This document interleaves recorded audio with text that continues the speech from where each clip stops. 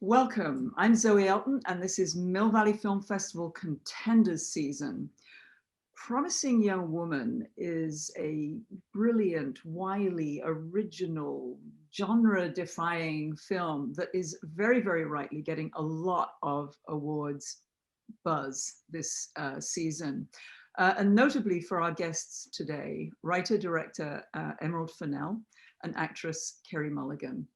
And our host for this conversation is Pratibha Parmar, who is an award-winning filmmaker and a director, and she's currently in post-production on a new film about the writer Andrea Dworkin, with a great cast: Amanda Stenberg, Soko, Andrea Riseborough, Ashley Judd, Christine Lati.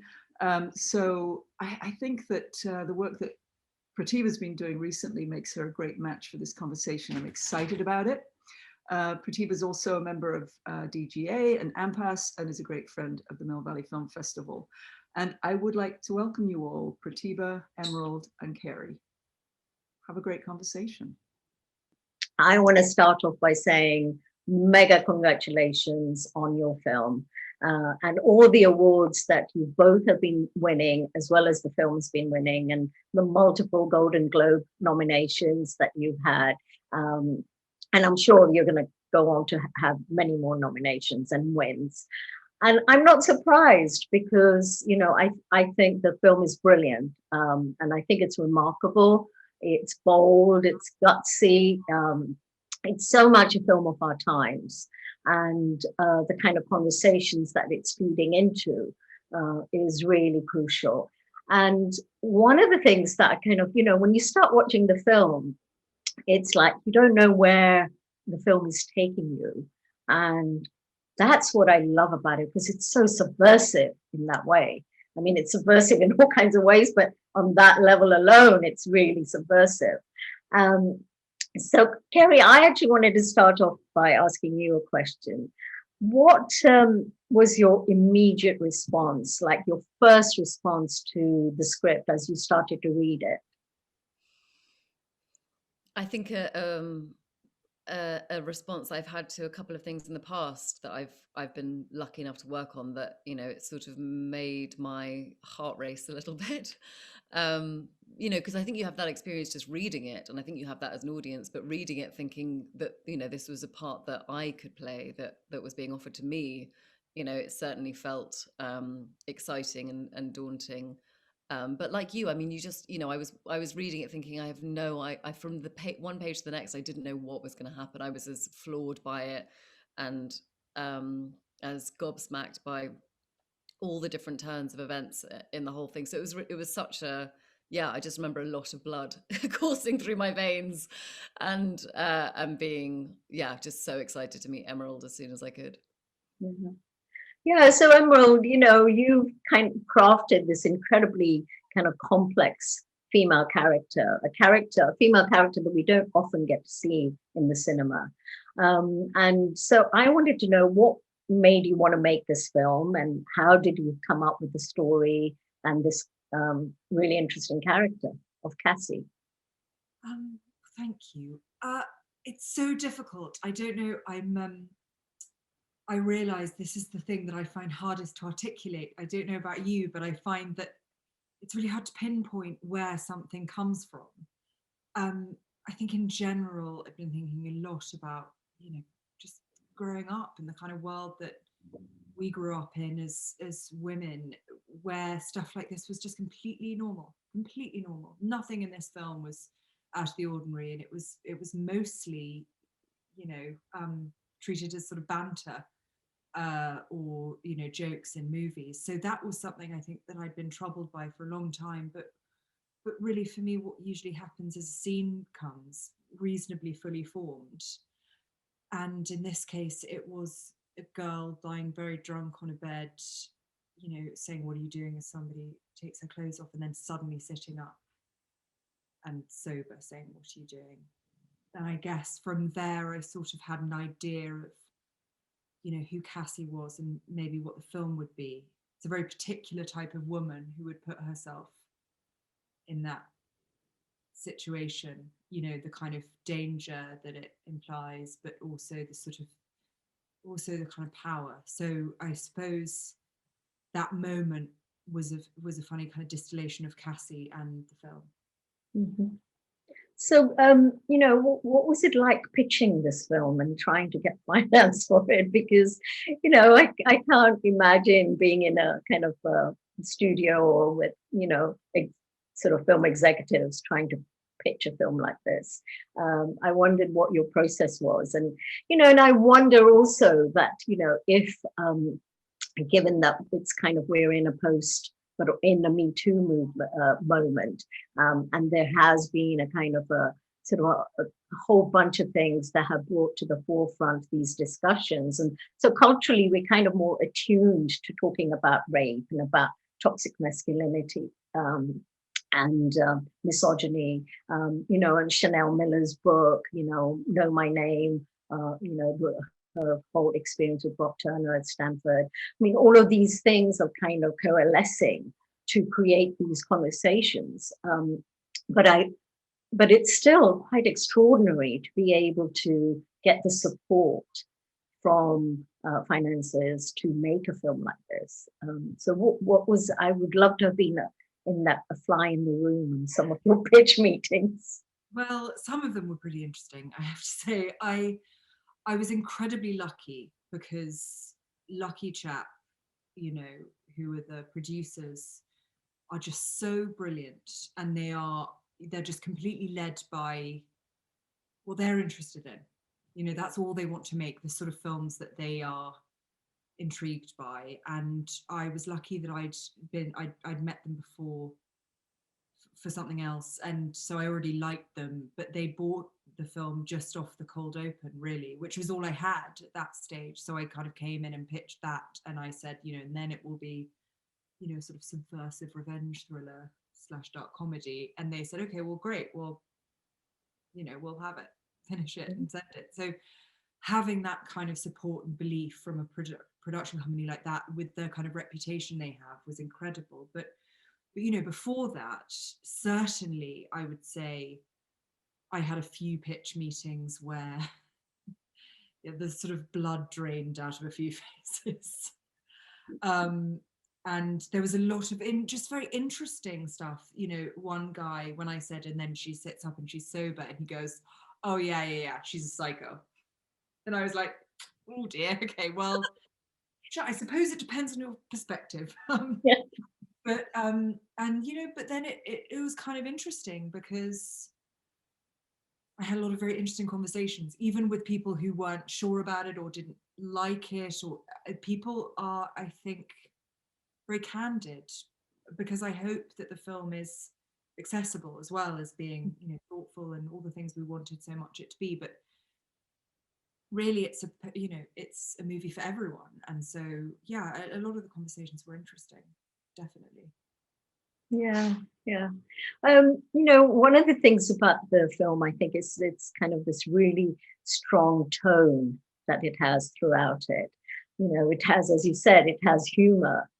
It's kind of dark humor, and it's tense and it's edgy, but then it has this incredible fun-filled soundtrack. And it looks beautiful, yet there's always the underbelly of violence and threat. It's quite a sort of skill and to craft that kind of tone, and you do it so successfully and consistently.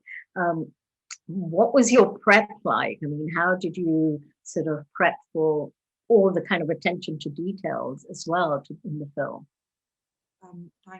Thank you.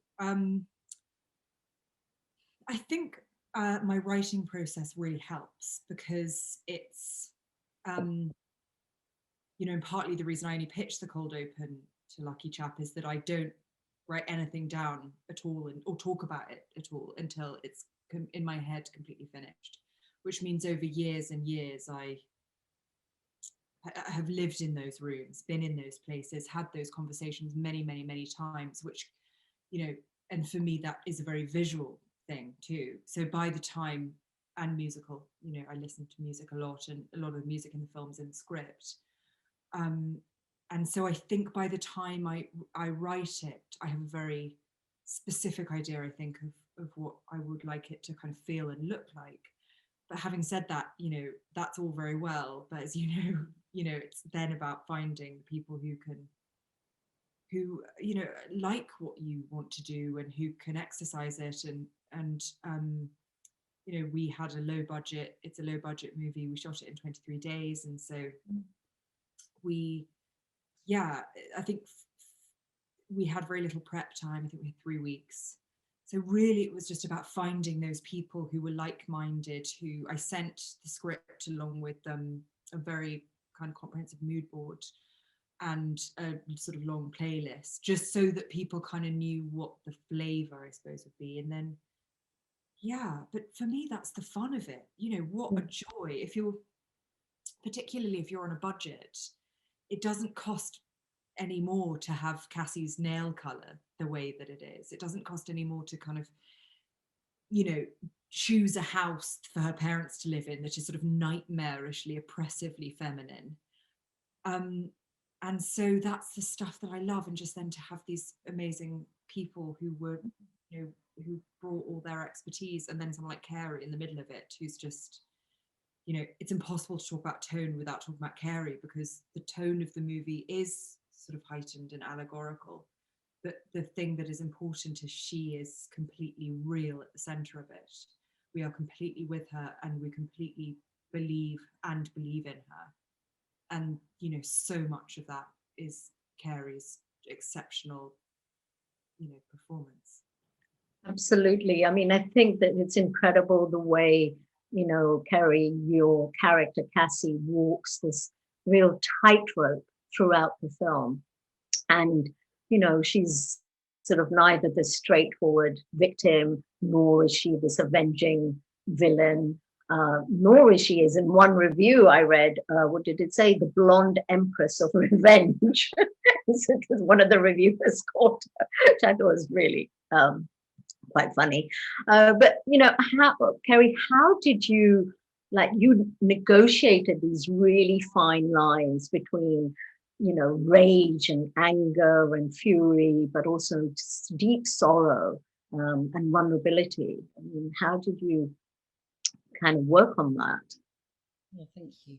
I mean, you know, I think it was so important from us, you know, for the beginning, for Emerald and I to just be very clear about a couple of things.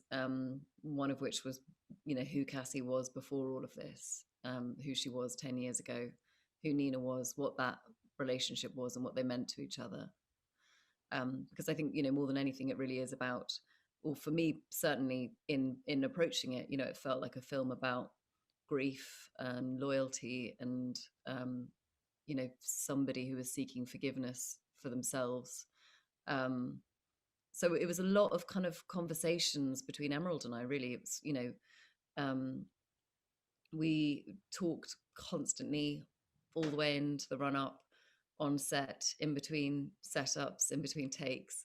But there was just, I think, because we felt so aligned on those really important things, and we talked so much about Cassie. We talked a lot about addiction. We talked a lot about shame cycle.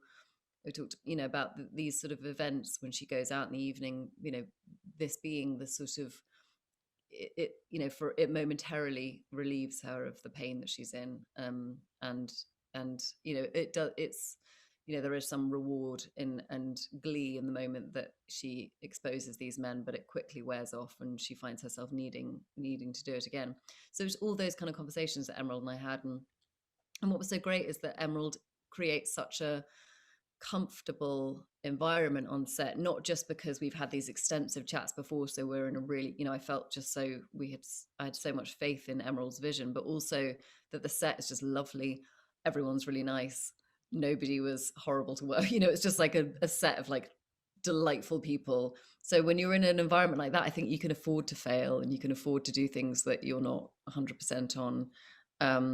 And you can feel like it's okay to do that stuff. And I think so much of the tonal stuff was Emerald, you know, she was sort of calibrating it. And I was, you know, happy to go in whichever way direction Emerald felt in that take, because I knew that she would be, you know, she had the kind of bird's eye. So it was sort of safer for me to sort of go all over the map, knowing that she was sort of you know, she had a handle on the whole thing.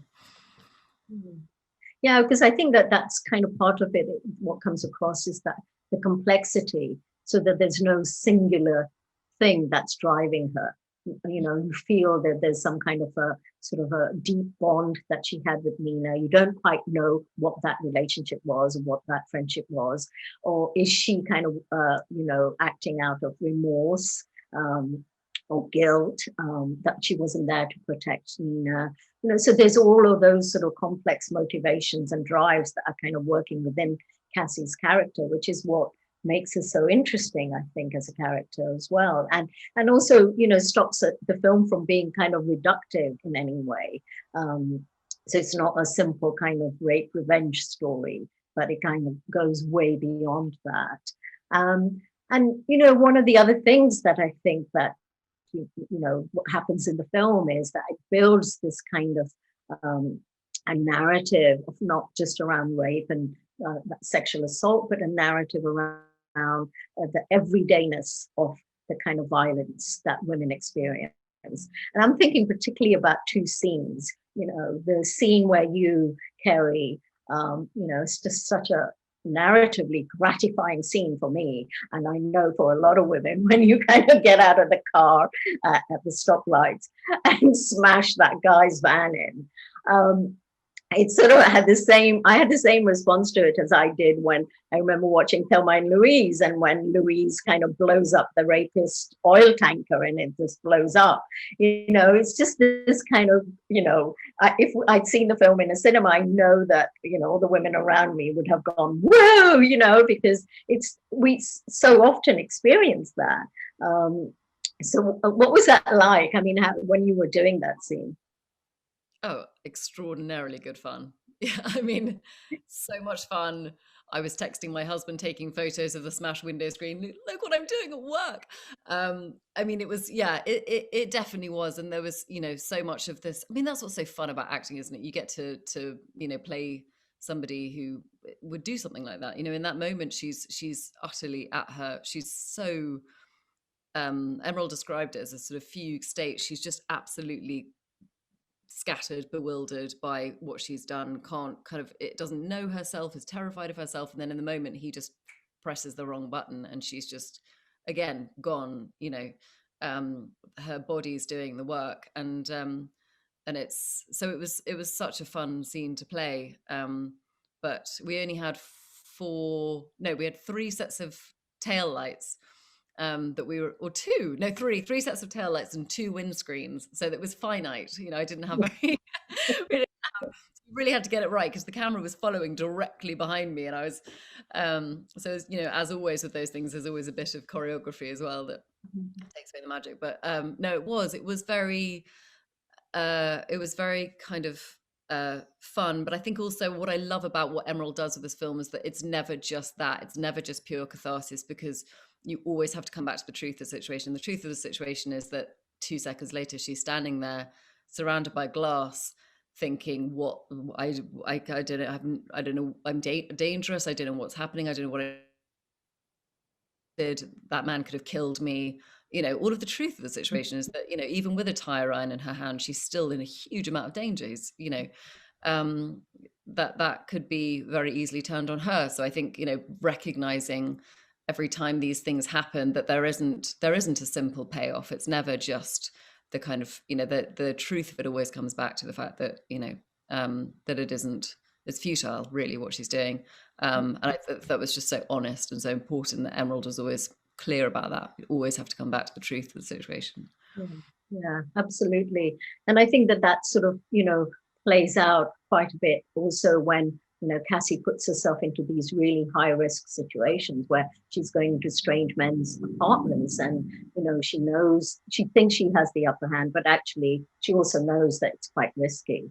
And, you know, that again is just this ever present kind of threat that she's kind of in her world she's living with.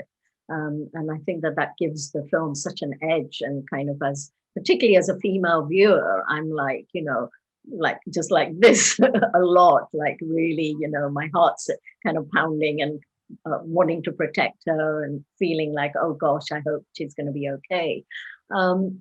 And there's this other scene, Emerald, that I wanted to talk to you about and kind of really hear from you, your creative impulse around that, how you designed that scene where when Cassie is walking along the street and those construction workers shouting all this kind of, lewd comments at her, which, is such a, is a kind of common thing that happens to many women. And but the way you designed that whole scene, and particularly around the sound and the kind of the silence of it. Can you speak about that? Of course, yeah. I mean, I think, again, it was just, it's that sort of, it's the moment in the movie, I think, when you think, in the run up to the catcalling, we've got to pan up her body, and it's, what we think is blood on her legs and down her arm, and then she's eating a hot dog, which is just a wonderful phallic gesture. And so we're sort of getting that kind of like that sort of badass thing that I think people will be like maybe expecting from this kind of movie. But yeah, I mean, there is no woman who has walked home in last night's clothes at 5 a.m. who's walked past a construction site and no one's batted an eyelid. Like, that's just, I don't think probably in the course of humanity that's ever happened. And so I wanted, for me, it's always about how could I turn a situation as a woman, how could I turn a situation? How could I do something and nothing? And for me, I think the most powerful thing is that sort of thing relies on women's embarrassment and shame. It relies on them to keep walking. It's only effective catcalling as a sort of hit and run. The moment Cassie stops and just stares at them and lets them keep going until they, firstly turn on her and then get freaked out and leave, and it sort of peters out. There was something, so it felt like such a distillation of, kind of what the film is about, really, which is that, there's a sort of completely normalized sort of sexualization and shaming, because the first thing they scream is walk of shame. That's the thing that gets her attention. And then you get her very measured, calm. She does nothing. She just looks at them and they immediately turn. It's immediately, what the fuck are you looking at? And then they're unnerved, they're embarrassed, and they kind of go. And it just seemed like the kind of journey that the whole movie goes on, really, and the journey that I think every person who's been in that situation has been on. The reason we do keep walking is it's not worth the risk. But that's the thing about Cassie, which is both so thrilling and so dangerous, is that, well, at least in the beginning, at least, she feels she has nothing to lose. And so yeah, because there's the way in which I think her staring back and the silence actually is kind of a way in which it's very empowering. I mean, I think that, she's taking back her agency in that situation, not being sort of somebody who walks away. Yeah. Sorry to interrupt. It's confronting. And the thing that we referenced, what I kept referencing for Ben, our amazing DP, was The Innocents.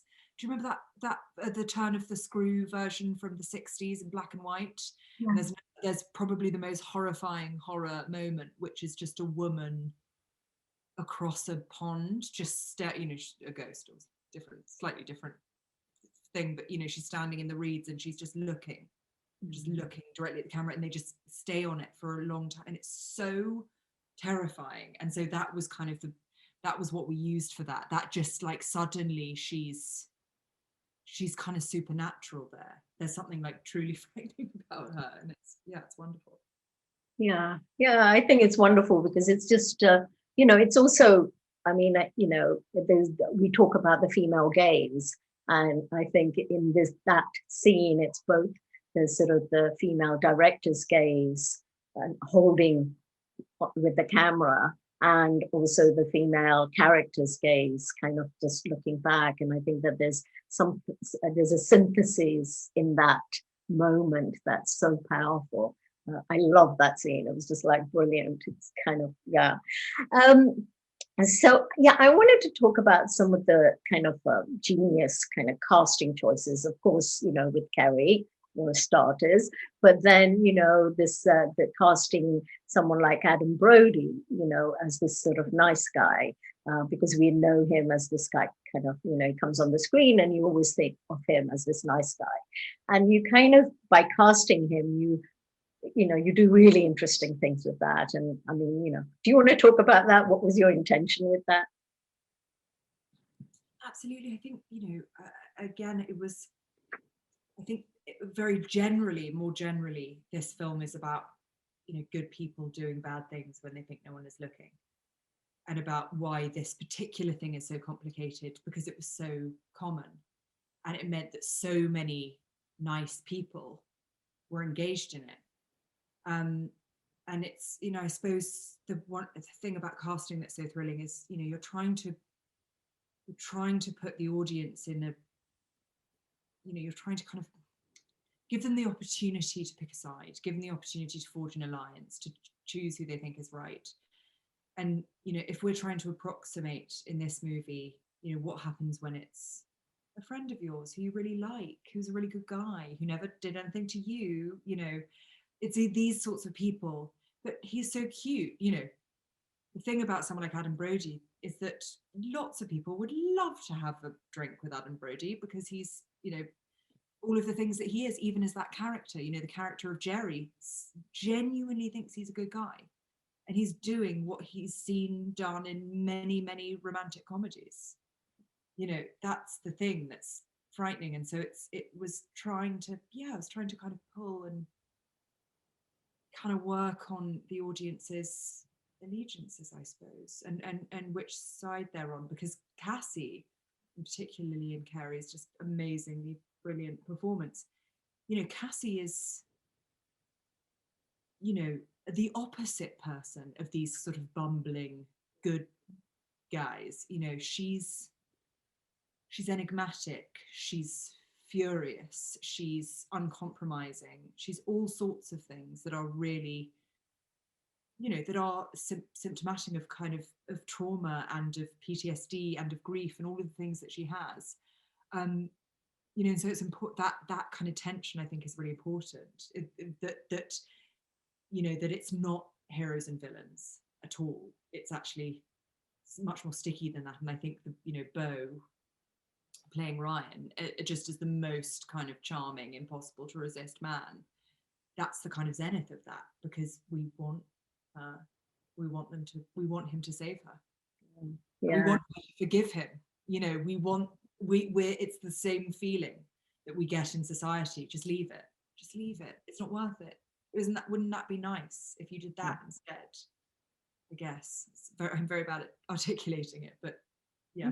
No, that's great. I mean, I think that's exactly. I mean, that's what's so brilliant in the film, is that you don't really let up, because you keep questioning this sort of nice guy trope. That yes, we want everyone to be, okay, and we don't want these men to turn out to be the way they do sometimes. And it kind of brings up questions of consent, and how much do men really understand consent? That you do not take advantage of a woman who's drunk and who's not in a state of mind to say yes or no. And I think that you kind of reveal that in a really interesting way, both you and Cassie, in the way that it's performed. One of the other things that I kind of felt, the way that it was conceived of, and I wanted to hear you talk about it, was the reveal, when Cassie is watching the video of Nina's rape, and it's all through the audio, and we don't see it, but we see Cassie's response to it. Carey, how did that, metabolize with you, if it did? How did you kind of work with that material? Yeah, I mean, it was an odd mixture of things, I think, because it's the I mean, I think it's it's something that she didn't know existed, and something that she has to, she has to witness, she has to see, but can't bear to. And then the sort of shock of her kind of current bubble bursting and everything about, everything she thought she knew about Ryan sort of. So it was, we just talked about it loads, as with everything with this. Emerald and I just talked about it. We always knew there was going to obviously be no visual, so it was but Emerald brilliantly got Max Greenfield and Bo to do an audio. So on the day I had audio, so I had no picture, but I could hear Max sort of, talking kind of bro speak in the background, and then at that certain point I could hear Bo's voice. And we'd shot the majority of the relationship of of Ryan and Cassie by that point. So, even though we'd done it but quite quickly, the stakes were high, and we talked endlessly about Nina and about that relationship. And as I had had a little Vampire Weekend song that was Nina's song that I sort of played over and over in my headphones whilst they were setting up the shot. And then, the crew were like pin drop quiet in the way that, excellent crews just get it when there's something that is, tricky to do. And they were just amazing. And we did it, 3 or 4 times. But I think it was like the second or third take when I really sort of, I'd played in a sort of certain way, and then it sort of struck me I feel incredibly fortunate not to have experienced something like this, or not to have a close friend who's experienced anything like this, but you do, so aware of how tragically common this is. And I think, to try and have some understanding of what it would be like to actually to witness that in any, it's something that you just can't bear to look at, but can't not. And but that was the sort of, that felt like the sort of the grief, the moment of truly kind of accepting it at the same time. But it was just, it was one of those scenes that I think, having those moments all put in together was just such brilliant writing, and having that, everything that we've built together as an audience, just sort of having that illusion. And I'm also never seeing Nina, everybody's got their own Nina in their minds. And I think it was such a brilliant choice never to actually see that character, that everyone forms that person on their own. I think it makes it much more heartbreaking than if we had ever had sort of, Nina represented by an actor or in any kind of flashback thing. Yeah, absolutely. I totally agree with you.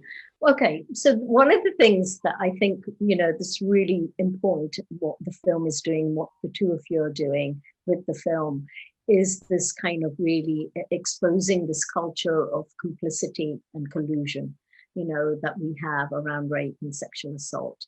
With Cassie confronting the principal of the college, and then the lawyer, and all of that. And, I don't know if either one of you saw AOC's Instagram live video, where she was talking about what it was like to feel, to be ambushed in the White House by when the insurrection was happening recently. And she at the time came out as a survivor of sexual assault as well. And she was saying how we are always told, oh, it's time to move on. Let's just move on. Let's just continue let's heal. That was in the past. And she's saying, hell no, we can't do that. We have to have accountability. And I think that's what the film is doing so brilliantly. And I really appreciate that about the film, because it's saying very clearly that, there has to be consequences for perpetrators, and what the impact, not just on the person on whom the violation has happened, but also the impact on those who love them. What is that impact? And I think film sort of really excavates that. And it does that. I mean, it's such a finely tuned feminist film, but, done in this really kind of audacious, bold, clever, beautiful way. So thank you both for making this really important film. And I really, wish all the best for it, and for it to win all the accolades that it deserves. So it's so great to talk to you both. I could have gone on for another half an hour. Thank you so much. Honestly, that's so kind. And thank you for doing this Q&A. Yeah, thank you. So Kind of you to support us. It's a pleasure, real pleasure.